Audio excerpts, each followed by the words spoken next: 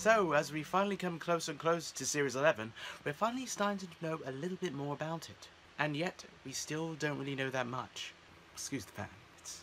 It's quite hot in this country at the moment.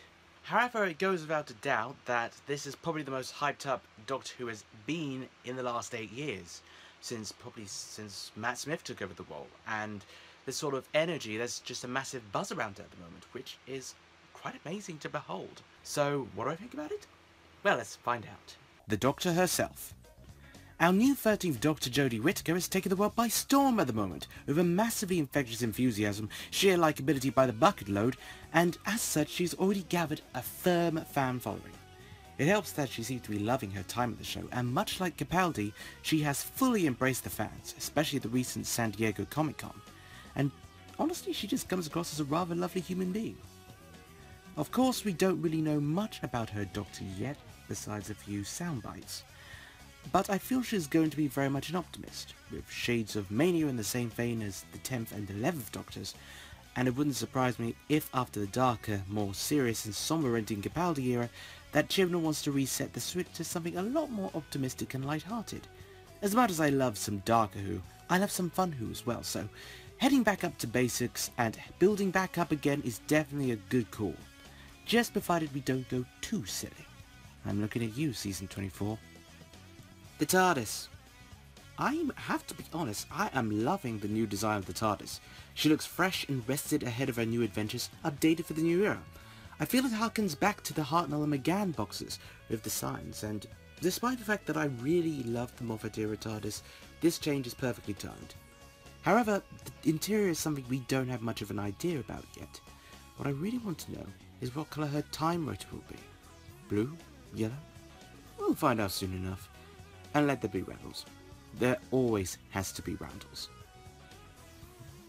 The costume. I have hugely warmed up to Jodie's costume now that I've seen it in action a little bit more. It has a lovely flair to it that keeps it looking fresh, and the burgundy variant is one that I certainly do appreciate. The rainbow pattern, while it may still seem to be a bit of a gimmick, I think it harkens back nicely to the multicoloured scarf of Tom Baker.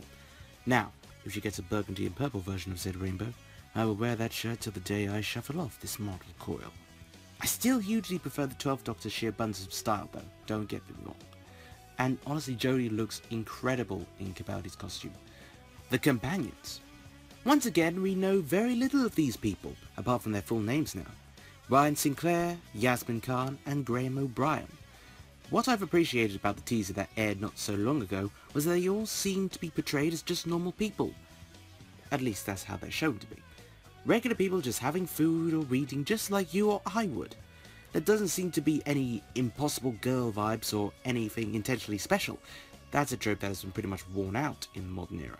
So I don't feel we'll be getting any of that, and I certainly hope we don't. For obvious reasons, I'm obviously looking forward to Graham racking up Joey O'Brien. The only thing that would make it better is a cameo from one or all 5 chasers in some capacity. I beg. But Yasmin and Ryan will be interesting to watch develop, I'm sure. I'm so looking forward to the TARDIS team becoming much more of a family, much like it was in the Hartnell days. Well, even the Davison days, come to think about it. Well, to an extent anyway. The showrunner. Chris Chibnall. A somewhat divisive figure in fandom.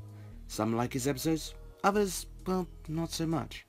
Personally, I'm not the biggest fan of his work on Doctor Who in the Tennant and Smith eras, but I love Torchwood Season 2. And I hear Broadchurch was pretty great, even though I haven't personally watched it all. If anything, given creative free reign, Chibnall may be able to put the populist eye on Doctor Who again. He's certainly made an instant impact on the show for sure. As long as we don't get too many countdowns, I'm sure we'll be okay. So let's just see what happens, eh? But other than any misgivings I may have, there's no denying that the scale of the series looks fantastic from a cinematography perspective. I love these glimpses of alien worlds that we're getting, something that we didn't get much of a focus on at all in the Capaldi era. With only 10 episodes but no 2-parters, we're roughly getting the same equivalent of stories as Eccleston and Tennant had in each of their series. And if it's true that there will be no Daleks, then I'm glad to see them given a well-earned rest from the series. And finally, the publicity materials. I have to say, I utterly adore the art direction of the publicity of this series.